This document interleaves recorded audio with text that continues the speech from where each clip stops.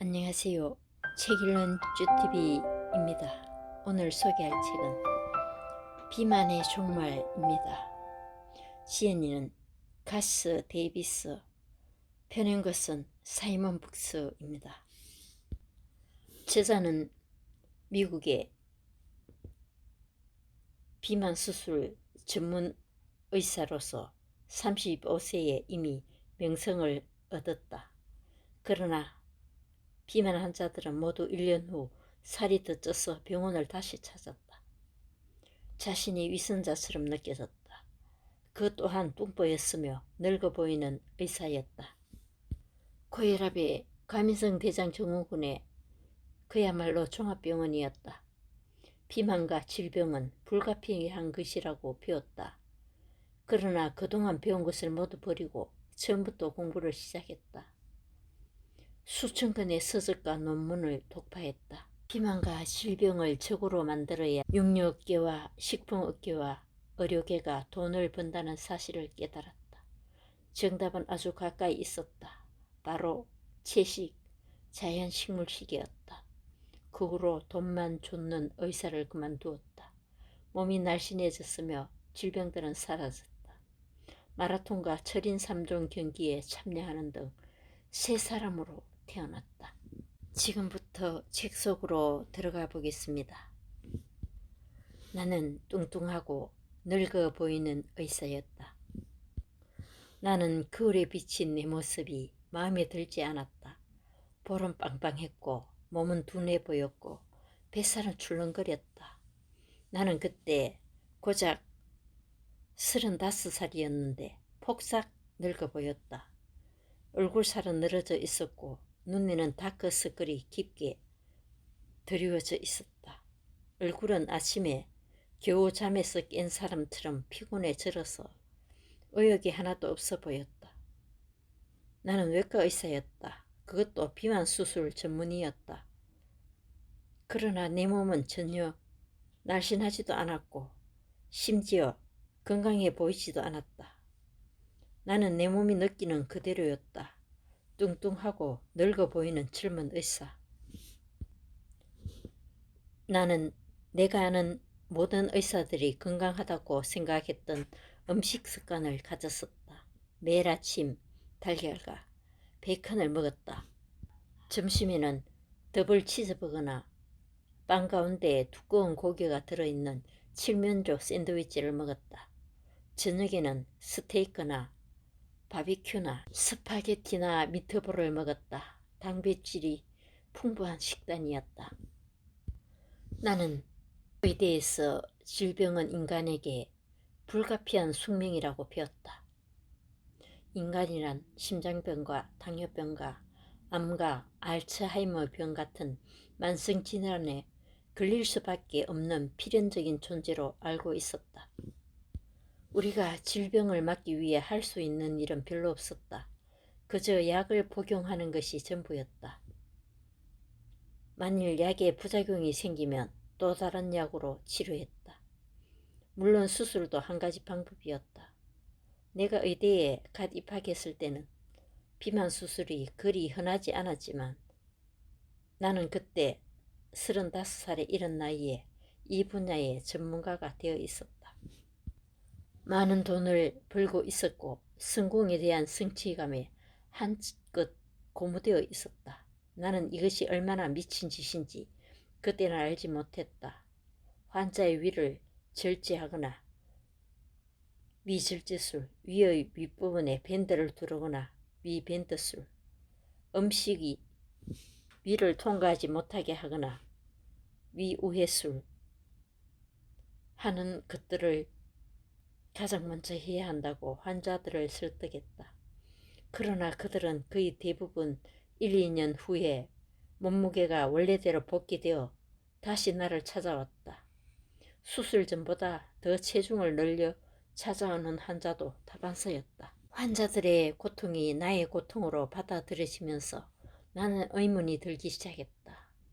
인간의 몸은 원래 그리 허술한 것일까? 야생동물은 저리 팔팔하고 질병과 비만이 없는데 왜 우리 인간은 평생을 골골대면서 사는 것일까? 나는 세계에 도처에 있는 과학 문헌을 샅샅이 뒤지기 시작했다. 그래서 이 책이 탄생하게 되었다. 나는 신선한 과일과 채소와 통곡물을 먹으면 비만과 질병도 없다는 현자들과 선인들의 가르침에 따랐다. 가장 먼저 살이 빠지기 시작했다. 지방은 근육으로 바뀌었고 무기력함은 에너지로 대체되었다. 나는 이제 넘쳐나는 에너지를 감당할 수 없어서 마라톤을 하고 있으며 철인 3종 경기에 도전하고 있다. 나는 더 이상 배고프지도 않고 질병도 사라졌다. 건강검진 결과의 모든 수치도 거의 완벽해졌다. 불과 몇 달 만에 일어난 일이다. 더 중요한 것은 나와 함께 실천한 환자들 모두 똑같은 결과를 갖게 되었다는 엄연한 사실이다. 채식, 자연식물 속에 도전하기로 동의한 환자들은 위수술을 받지 않게 되었다. 그들은 다른 어떤 노력도 없이 순전히 음식으로만 몸을 바꾸었다. 그들은 칼로리를 계산하지 않았고 먹는 것을 제한하지 않았지만 배고픔을 거의 느끼지 않았다. 그들 역시 건강수치가 매우 양호하고 에너지가 넘친다. 이전에 위수술을 받은 후 음식을 바꾼 환자들 역시 체중과 건강 모든 면에 있어서 기대치를 훨씬 능가하고 있다. 나는 예전처럼 돈을 많이 벌지는 못하게 됐지만 자존감을 회복했다. 질병을 치료하는 진정한 의사가 된 것이다. 아버지처럼 멋진 의사가 되고 싶었다.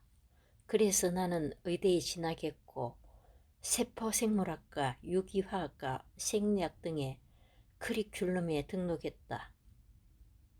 한 가지 빠진 것이 바로 영양학이었다. 내가 대학에서 음식이 인체에 미치는 영향을 연구하는데 투자한 시간이 얼마인지 짐작하시는가? 총 1시간이다. 이 1시간 동안 어떤 음식이 몸을 건강하게 하고 어떤 음식이 몸을 아프게 하는지에 대해 배웠다고 생각하시는가? 전혀 그렇지 않다.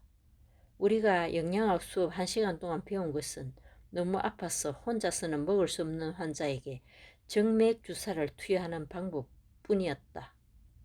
인간이 어떤 종류의 음식을 먹어야 건강한지에 대해서는 배우지 못했다. 위 우회술에 대해 알아보자. 이 수술은 가식이 불가능해지도록 우리의 위를 작게 만드는 것이다. 이 수술은 위의 윗부분을 잘라 소장으로 연결하는 수술이다. 결국 음식이 위를 그치지 않고 소장으로 직접 들어가게 만들므로써 포도당에 대한 과민 반응을 일으키게 한다. 그러니까 포도당에 대한 갈망을 없애는 게 목적이다. 위우회술은 효과가 즉각적으로 나타났다. 환자들은 정상인보다 초과된 체중의 75%를 쉽게 감량했다. 이 수술은 당뇨병 치료에 85%의 효과를 보였다. 고혈압이나 수면 무호흡증을 감소시키는 데도 큰 기여를 했다. 그들은 생애 최초로 엄청나게 살을 뺄 수 있었고 표정이 밝아졌다. 나는 환자들이 다시 비만이 되는 것을 목격해야 했다. 수술 후 1, 2년이 지나서 그들은 다시 나를 찾아왔다.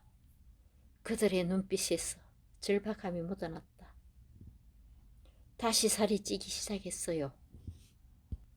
비만 수술 후 1년 동안은 음식 습관을 그렇게 많이 바꾸지 않아도 체중을 확실하게 감량할 수 있었다.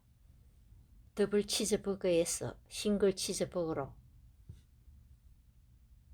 계란 4개와 베이컨 6조각에서 계란 2개와 베이컨 1조각으로 닭 반마리에서 4분의 1마리로 생선튀김 2조각에서 1개로 환자들은 여전히 충실하게 내 조언에 따라 단백질을 많이 먹고 있었다.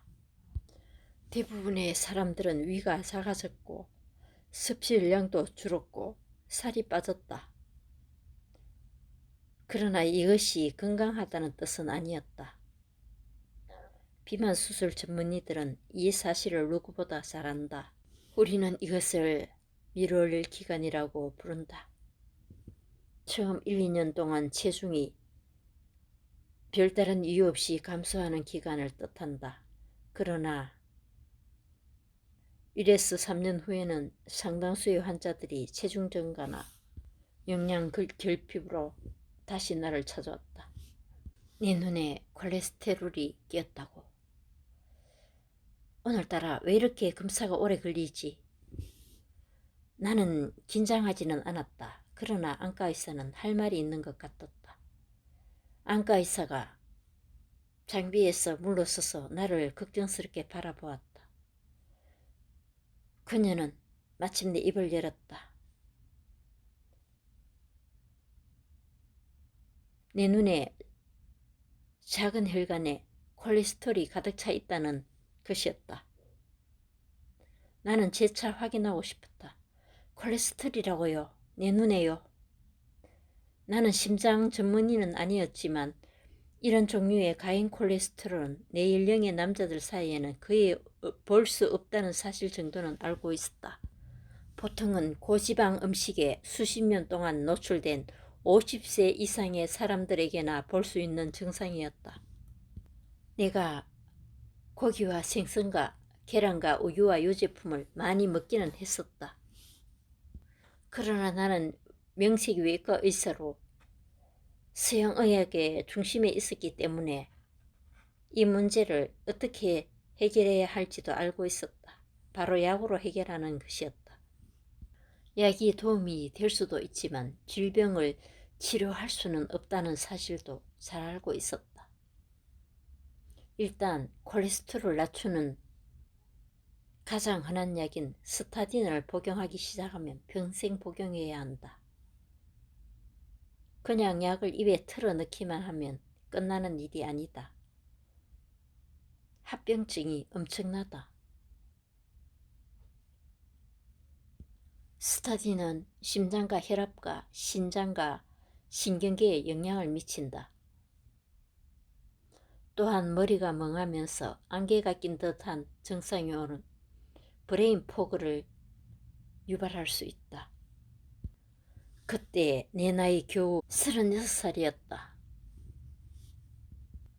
그날은 내가 처음으로 병원에서 진단받은 날도 아니었다. 무려 10년 동안 나는 심한 위경련과 가민성 대장 증후군으로 고생하고 있었다. 나는 집을 났을 때마다 가까운 화장실이 어디 있는지 확인해야 했다. 나는 내가 의사라는 사실이 부끄러웠다. 전 세계에서 가장 많은 돈을 의료비에 쓰면서 비만율과 만성질환 1위의 나라가 미국이다. 바로 그 나라의 의사라는 사실이 부끄러웠다. 단백질에 대한 국가적인 집착과 상업 자본주의의 과도한 홍보가 미국인을 죽이고 있다. 나는 현 상황이 번제와 다름없다고 생각한다. 유명한 사상가이자 월가의 현자로 묘사되는 나심 탈레브는 이렇게 말했다. 가짜 논문을 없앨 수 있는 가장 좋은 방법은 연구자 스스로 일해서 돈을 벌고 그 돈으로 자신의 연구에 비용을 대는 것입니다. 누가 그 연구에 연구비를 대는가를 확인해 보면 그 연구의 진실성을 판단할 수 있다는 말이다. 계란의 뛰어난 영양을 증명하는 연구에는 양계업계가, 우유의 탁월한 효능을 증명하는 연구에는 목축업계가, 육류와 단백질의 우수성을 증명하는 연구에는 육류업계와 식품업계가 돈을 대고 있다는 말이다. 과학자들이 양심을 버린 것은 이미 오래전 일이다. 지구촌 100세 노인들은 거의 채식인 오키나와의 블루존. 오키나와 사람들의 이야기를 읽고 나는 온몸이 얼어붙는 것 같았다. 햇빛과 영적 신념과 고구마. 햇빛은 이해가 간다. 야외 활동과 정원 가꾸기와 산책은 야외 활동이 거의 없는 내게 특히나 이해가 가는 항목이었다. 물론 에너지와 시간이 있다면 햇빛을 쬐면서 오래 걷는 것은 분명히 건강에 좋을 것이다. 영적인 신념도 마찬가지다. 그러나 고구마라니, 고구마는 탄수화물 아니던가. 오키나와 사람들은 고구마를 거의 주식으로 삼고 있었다. 내 예상은 완전히 틀렸다. 1950년에 오키나와 사람들은 원주민으로 이모로고 부르는 자색 고구마로부터 평균 총칼로리의 69%를 얻었다. 자색 고구마는 이 섬에서 제1의 주식이었던 것이다. 저자인 뷰터너에 따르면 2차 세계대전 이전에 오키나와인들의 인사말은 이모는 많이 드셨나요? 였다고 한다. 고구마는 단지 탄수화물만 풍부하게 제공하는 것이 아니라 단백질도 많이 함유하고 있다. 오키나와 사람들의 식단에서 단백질은 오직 7%의 칼로리만을 제공했다고 한다. 그것은 듣도 보도 못한 수치였다. 미국의 하루 권장량을 훨씬 밑도는 수치였다. 10%는 단백질 결핍을 예방하는 데 필요한 최소치였다. 건강을 위해 권장되는 수치가 아니었다는 말이다. 그런데 세계에서 가장 활기차게 오래 산다는 사람들이 단백질에 대한 내 절대적인 믿음과 완전히 반대되는 음식 습관을 가지고 있었던 것이다. 그들은 암과 당뇨병과 심장병과 알츠하이머 병에 걸리지 않고 90세에서 100세 정도 살았다. 그들은 여전히 활기차고 바쁜 삶을 살았다. 그들은 내가 원하는 삶을 살았고 내 환자들이 원하는 삶을 살고 있었다. 또 다른 블루존도 식물성 식단이 주를 이루었다. 그들 중 어느 누구도 완전한 비건이나 완전한 채식인은 아니었다. 고기와 유제품과 달걀은 부유층만이 정기적으로 소비하는 사치품이었다. 그 외에 일반 사람들에게는 명절이나 특별한 날에만 즐기는 음식이었다. 자료를 찾고 또 찾았다. 단백질과 지방이 적고 탄수화물이 풍부하게 들어있는 식물성 위주의 식단이 비만과 장수 연구에서 1등이었다. 고단백 신화의 추종자들은 이누이트족이나 마사이족을 예를 들기로 좋아한다. 그들의 건강과 기대 수명이 형편없었다는 사실을 아는 사람은 많지 않다. 어떤 경우에도 예외 없이 식물을 먹는 사람들은 훨씬 더 오래 살았다. 그들은 육식을 주로 하는 사람들을 괴롭히는 질병으로부터 자유로웠고 훨씬 날씬했다. 나는 환자들에게 식물성 식단을 먹을 때는 칼로리를 계산하지 말라고 조언한다. 나는 그들이 사과를 얼마나 많이 먹는지, 얼마나 많은 케일을 섭취하는지 상관하지 않는다. 나는 브로콜리나 바나나를 너무 많이 먹어서 살이 찐 사람을 본 적이 없다. 어떤 환자는 하루에 사과를 6개씩 먹어서 내가 틀렸다는 것을 증명하려고 했다. 그녀는 그래도 체중이 감소했다. 과일과 채소에 듬뿍 들어있는 천연 수분과 섬유질이 몸속에 독성물질을 흡착해서 배출하기 때문이다. 육류는 조금씩 가끔 먹고 채소, 과일을 풍부하게 먹으면 질병에 걸리지 않습니다. 감사합니다.